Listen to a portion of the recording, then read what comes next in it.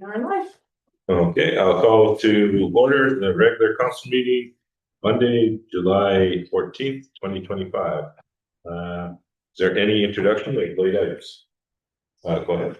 Mayor Doherty, there is a letter from the Kiskimit First Nations requesting a moratorium on development on Windermere and Columbia Lakes to item 712.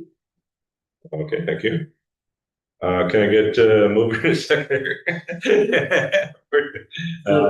Adoption of the agenda with the late items. All in favor? Councillor Marcel, Councillor Pexel.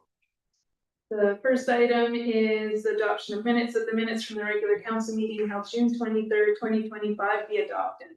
Can I get a mover and a seconder? Councillor Weitzel and Councillor Marcel. Any discussion? All in favor?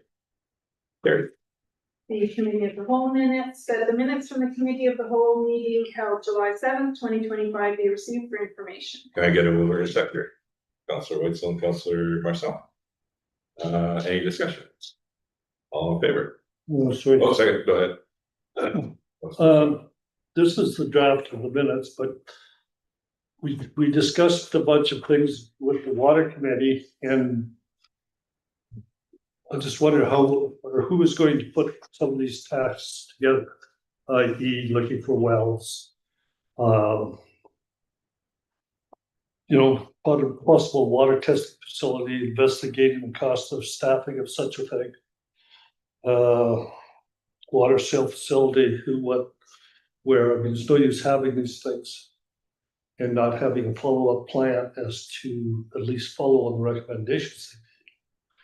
Yeah. And will that be staff, or are we going to look at it outside?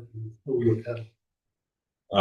We will be looking at staff to do most of that, and I think we can get a lot of that done by just staff, right? Yes. That's what we discussed. Yes, and if I may, part of this will be budget discussions in the fall. Some of these, because it's already, we don't have a budget item to investigate. Yeah, Yes. yeah. I comment on it because when I started reading the culture report, started to find a lot of similarities with the GARP report and a lot of the stuff that came up from the committee. So it seems like we're studying a lot, no actions. And I guess I put an action plan together on these things. Yeah. Okay. If I may. Yeah, go ahead. This will also come as part of the water master plan. These are recommendations, but the water master plan has more action items in it compared to this. Okay, is that the engineer's report? Yeah. Yes. Yeah. Anything else? All in favor? Carried. Question period. Are there any questions from any of the items on the agenda? No pressure. Sir? Still first, okay. Okay. The first item is a letter from Wildside Invermere. The letter from Wildside Invermere requesting coordinated action on lake stewardship and enforcement be received for information. Can I get a mover and a seconder? Councillor Weitzel and Councillor Marcel. Any discussion? Go ahead, Councillor Weitzel. Ms. Flynn talks about the fact that there's no enforcement or there's a perceived lack of enforcement on some of these docks and buoys. What resources do we have? Do you need a boat to go out there and go start looking for some of those things to tag the buoys that are non-compliant? Because she wants us to start enforcing this, but I just don't know what resources we have to do that, because usually you can only do so much from shore, type of idea. Well, there's two parts to that. One is we can't police the water. That's not up to us.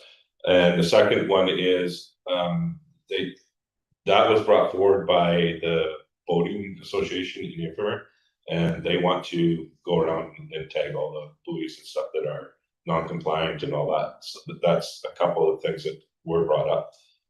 Do you have anything more? Thank you, Mayor Doherty. First of all, I don't think we have any buoys in our jurisdiction, so we don't have to worry about that necessarily. The village doesn't issue the permits. It is a provincial regulated thing, so I suppose we can report them if we knew. Whether they enforce it or not, that's not for us necessarily to enforce. So it is a provincial program and it's there. We can assist, but we wouldn't be able to, I agree, we don't have the resources to get, we don't have a boat, we don't have anything like that. Yeah, go ahead. I'll just go on and add, I took a drive yesterday, walked as many places I could down the access and so on. There are no buoys on the developed land. The docks are all compliance with sizing that I could see. I know the one that's on the access on whatever we call that, holds 4 boats, I think, and that's all it's room for. So everything seems to be pretty good on our side of the lake and the land that we're concerned. Because we actually did write I think it's in bylaws that tell you how big you can do it and so forth. So to me, it looks like it's pretty much in compliance at this point in time. Okay, I think, yeah, go ahead. I would just say, the only one that is the concern as a village is the one that is on Midden Access. Yeah. It does not have a permit.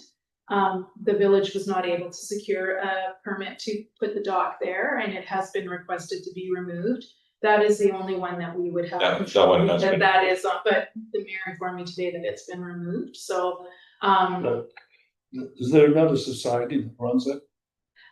yes, but it With the was, dock. but the province didn't permit them to have A dock. a dock. There's a dock there. That doesn't mean that it's permitted. Well, because there wasn't a dock there a couple of weeks there, 2 weeks ago, with down there. Well, there was a lady sunbathing hunting, there's a party boat, whatever you wanna call it, tied to it. So that is an issue, and that is something we should be looking at. It's just capacity right now. It's Well- not on my to-do list, but it just has risen to the top.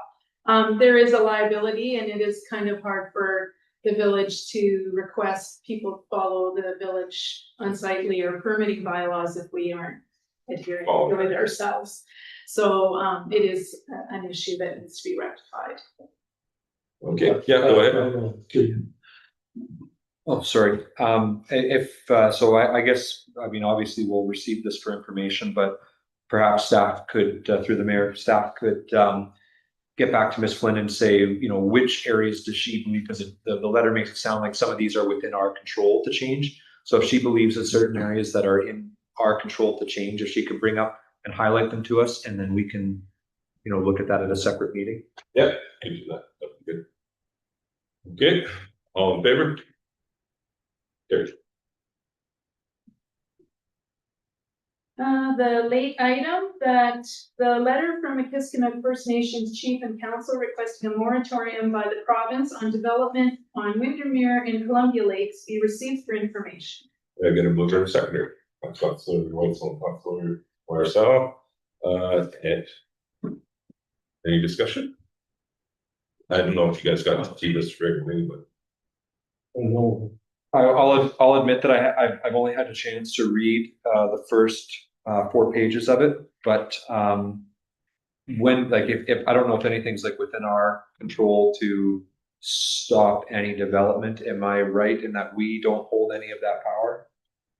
yeah, I don't believe we do. I mean, we put out the permits have put out for development already.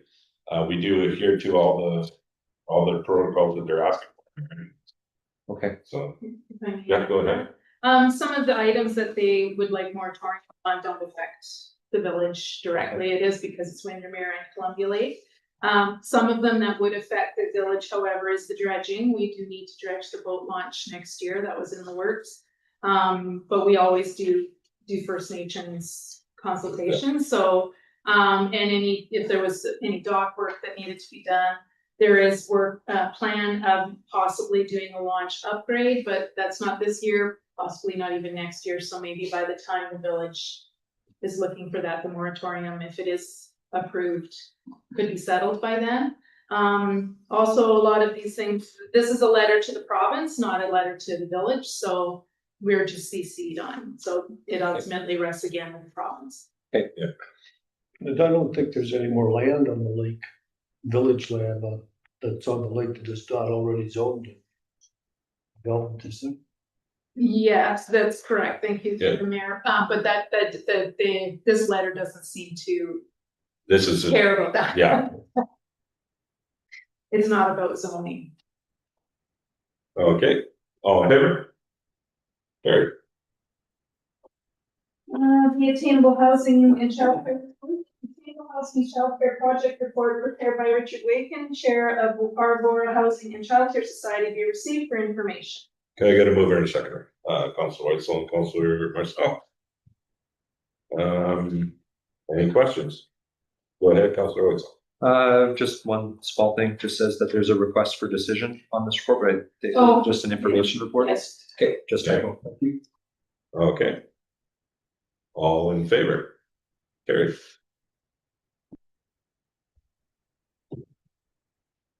That the report on the relationship between the Village of Canal Flats and Basin Utility Corporation be received for information.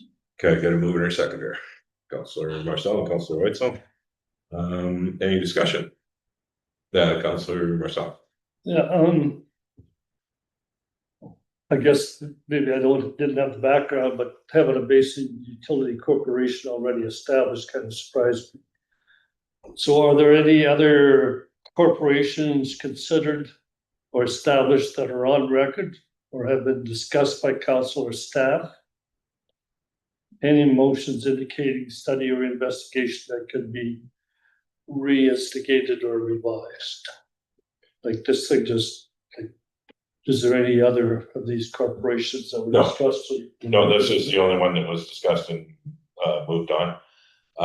We missed a step going forward with this, so that's why we have to do it this way. I'm not saying it's a bad thing to have a utility corporation. I did talk to RDK about it. They have 8 water utility corporations and 3 sewer. And what it does for their people is it helps them keep their taxes down. So that's what the water is. That's what the corporation's for. So what does the corporation, does it actually invest money into the system, or is Yeah. it just the maintenance and take care of? They take care of the system. They invest into the system for upgrades and stuff like that. The more people on the system, the less it costs to run. Is the way it was told to me. Their costs go anywhere from at the highest is $4,000 a year, and the lowest, I believe, was $1,000 a year. So that's for the water systems.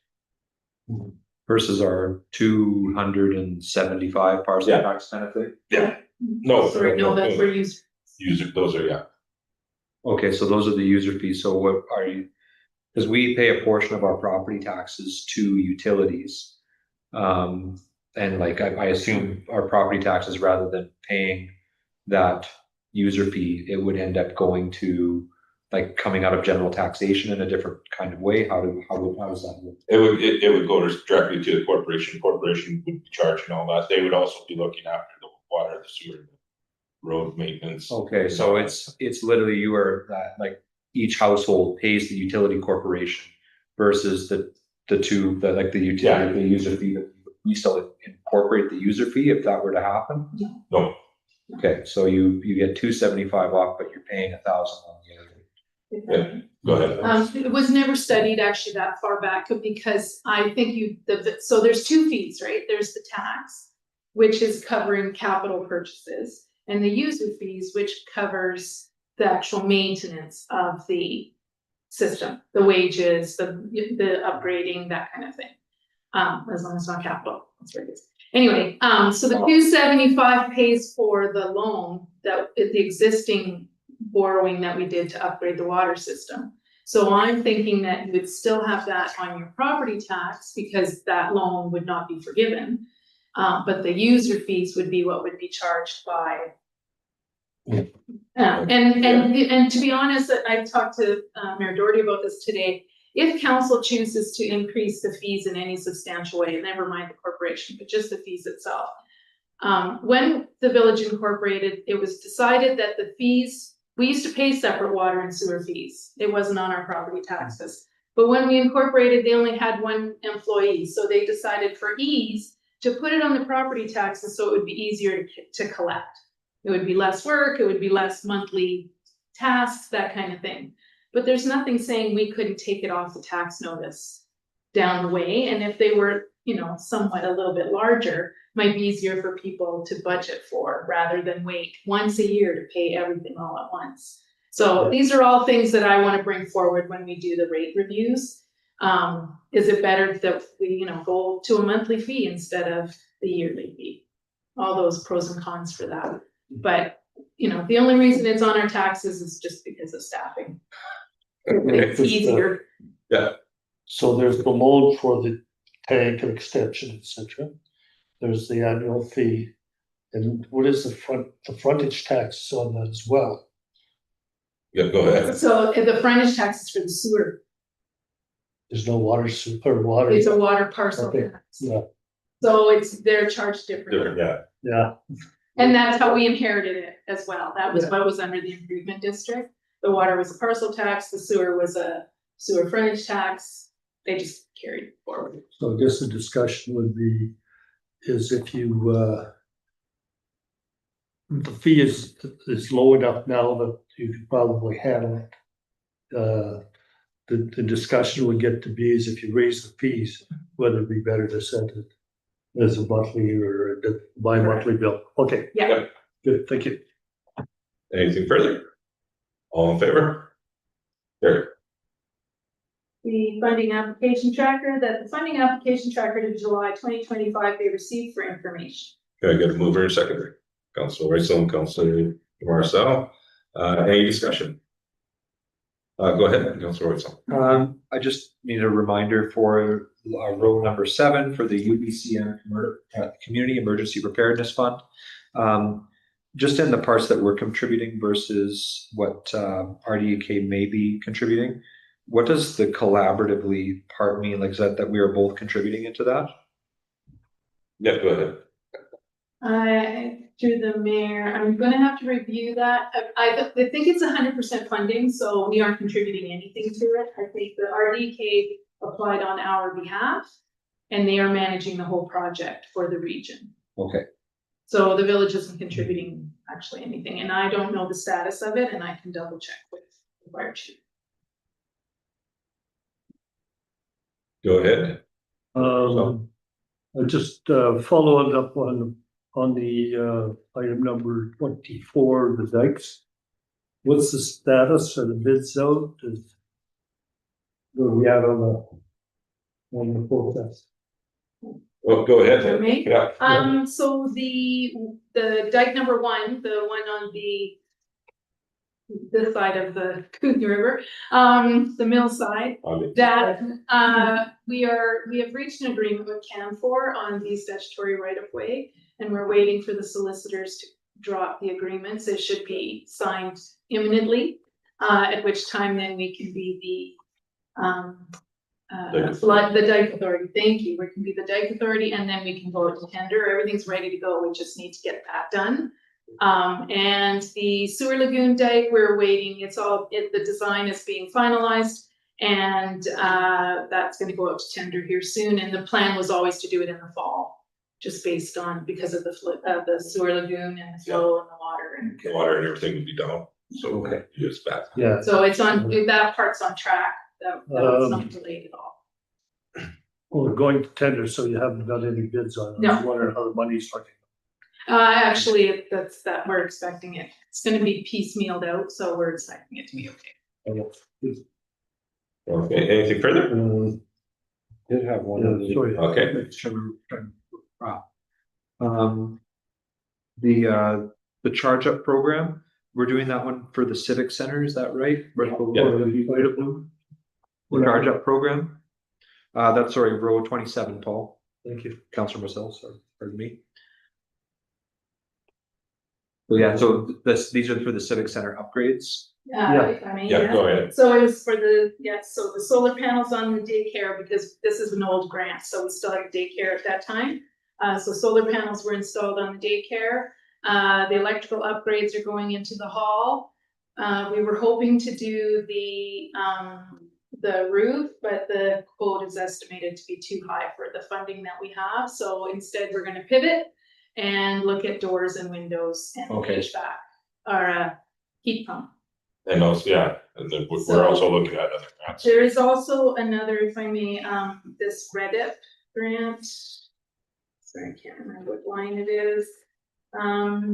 We're hoping that there's still $40,000 left in that fund, and we're hoping that we're gonna be able to use it. It is also for the hall. And so we're hoping we can use some of that, any available funds.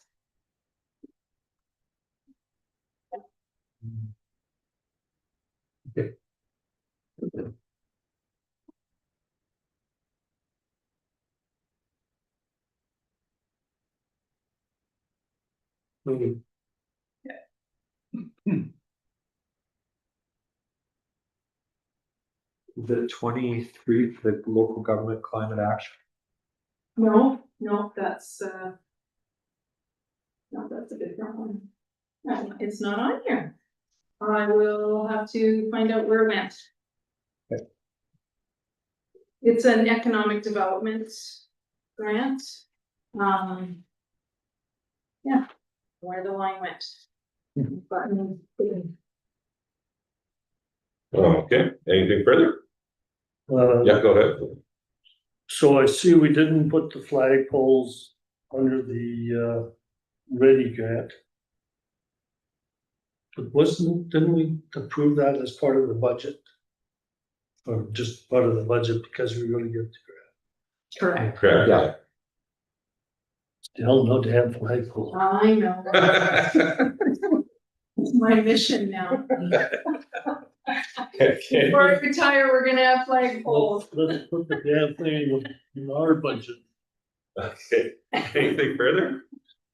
All in favor? Carried. The next item, the 2024 annual report, that the Village of Canal Flats annual report, January 1st to December 31st, 2024, be adopted. Can I get a motion or second here? Councilor Whitesell, Councilor. So, any discussion? Go ahead, Councilor Whitesell. Just a comment, I think it's written really well, looks really professional, and great job. Yeah, Uh, go I ahead. think it's just a typo on Oh. the July 8th meeting. Report will be returned to council for. Oh, copy paste. My apologies. It's just today's date, right? Yeah. Okay, all in favor? Carried. Request for proposals for municipal financial firms, that staff be directed to prepare a request for proposals from qualified audit firms to prepare annual financial statements for the Village of Canal Flats. Can I get a mover and seconder? Councilor Whitesell and Councilor Marcel. Discussion. All in favor? Oh, go ahead. Sorry. What page is that on? That was 59. 59. Gotta go through the whole damn report. I think I made it. So Ocean Breeze, basically, we're looking for new people because we're not happy. We just think that now is the time to look at, Yeah. at an opportunity before we commit. So why are we inviting them to submit a proposal? Because we're inviting everybody to Okay. put in proposals. So if they. It's not that we're not happy with them. It's just we want to see if there's others out there that are competitive. Well, there's two reasons I asked for. One, if you're not happy, we cut them off the list, but that's, you gotta put it out to the general public. They will probably, just because they have all the details and not all the background on it, whereas a new company would have to come in and find a lot of the back details, their data, etc., so that they can do the audit. This puts Ocean Breeze at a pretty likely candidate to be the lowest. I'm not sure how you can control Go ahead. Per the purchasing policy, we don't have to take the lowest bid. it. You have to explain ourselves pretty clearly, I think. Not necessarily, Okay. no.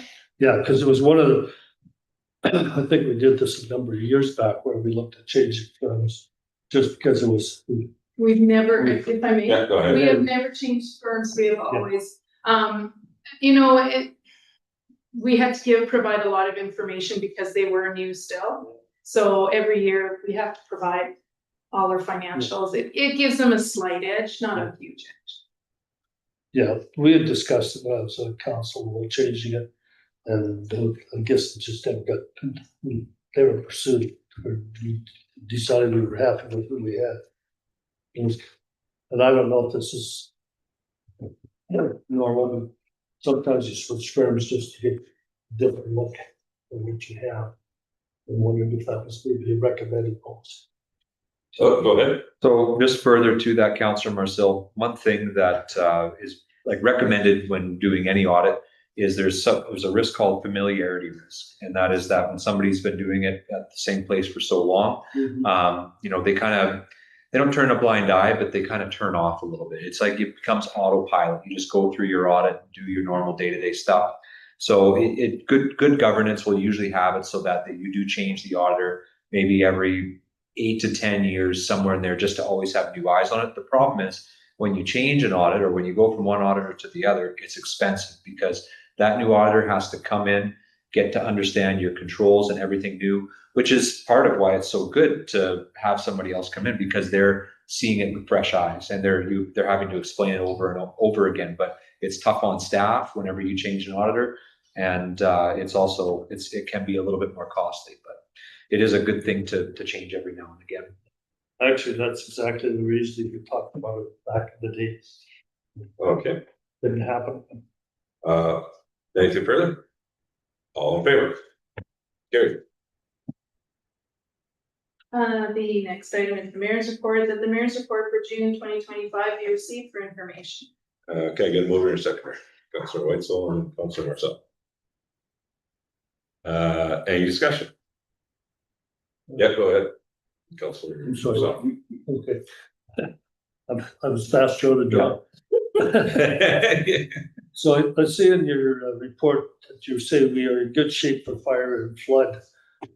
Flood, I guess we're spending enough money on that to handle it. I thought there was problems with water flow and something along the hydrants. You say we're in good shape for fire and flood. So we are, this is from the RDK perspective, it's for forest fires. Okay. And because of all the rains that we've had and cooler weather, we're not in dire straits like they are up north. Yeah. So we're in pretty good shape for that. Flooding, we didn't get the snowpack come down all at once, so we're in good shape for flooding because of that too. So I'm sorry, I thought I took it as maybe on our infrastructure, etc. No, this is just for the. We do need to do some trimming up or getting rid of some trees around Town Flats. But that's a fire smart thing that we don't have it at the moment. So we're gonna try to see what we can do about that. Just a further question for information. Is the program that we've done for many years, fire mitigation, I'm not sure what we called it, where we go in and we clear the underbrush and all the rest. Is that program still available? I'm not sure. No. Through the mayor, no, that it was interfaith fire protection, and no, that program doesn't exist anymore. It is more fire smart, sort of, that's how it's evolved. So part of the problem with doing the interface fire protection, we did do all the land that was village owned, but we can't do private land, and we can't do necessarily wildlife management land, which we have a lot of wildlife management land. Yeah. So we did what we could, but now that was 10 years ago, easy. Yeah. So Yeah. Yeah, well, it just started to regrow. It would be an interesting conversation someday for UBCM to figure out if there's a way that it subsidize the landowners who don't allow. I think they do that with Fire Smart. I think there's a little bit. Yes, Favreau was on first, a little bit. Yeah. well, so it's quite a bit done, actually, $1,000. $1,000. I understand Mr. Farrar has hired Gary to remove dead trees, and he's also leading another trees. I talked to him the other day. Last week, I just don't like Gary, the guy that does the. Gary Hyde. Yeah. Yeah, I had a chat with him because I wanted to see what he was all involved in this project with that. But he's dead and more leaning in dangerous trees, but he's not really hired to or committed to removing the undergrowth. Or Oh, okay. losing canopies, right? That's not part of his hiring. Well, it certainly helps, anything you take out of the woods and not fire. Burnable is a good plan. Okay, anything further? Yeah, go ahead. You mentioned that you talked with the ATV club just about the bypass a little bit. So do we know is there a decision there yet where is the bypass going to close off the Thunder Hill Road? Yes, it is. It is going to. Do we have a date for that? No, we don't. Okay. What they're working on right now, well, CP has done some of the work there. They can't put the locks on this side of the road, the rail yard. It has to go on the far side, so they can still get to the hydro poles. But that's what they're working on now, and they have to have signage up as well, and it'll only be wide enough for ATVs to get through. Okay. And there'll be signs at the top that state the road is closed. And what about the Rod and Gun Road going up the side of the lake? Anything new on that? I have been talking to, I did talk to Donald, Chief Donald Sand. He was gonna look into it, and so is McGinnis is looking into it as well. That's as far as it's gone so far. I think at the UBCM, we will try to talk with the minister, with Scott as well. Yeah, that's the rod and gun, what's called the rod and gun beach closure. Well, it's just the road closure. You can still go down there. It's just, you can't use motorized vehicles So that's the beach that's up around the corner. on the other side, yes. Yeah, okay. Yeah, so you can still go down there, it just can't be motorized, and you can reach it from the lake. Yeah. You can still go there. Or you could ride a pedal bike. Yeah. Yeah. Might be a bit of a tough jaunt. Go ahead. I had one other thing, but I think it should probably go to a different meeting. Okay. All in favor? Gary? And the last item is zoning bylaw, that Village of Canal Flats zoning bylaw number 215, 2019, amendment bylaw number 287, 2025, IT industrial technology zone be adopted. Can I get a mover and a seconder? Councillor Whitesell and Councillor Marcel. Any discussion? No, sorry. Yeah, can't discuss that. Sorry. All in favor? All in favor? Carried. And adjournment to in-camera, that the meeting convened to in-camera per community charter section 91M at 7:07, a matter excluded from meeting. Can I get a mover and a seconder? Councillor Whitesell and Councillor Marcel. All in favor?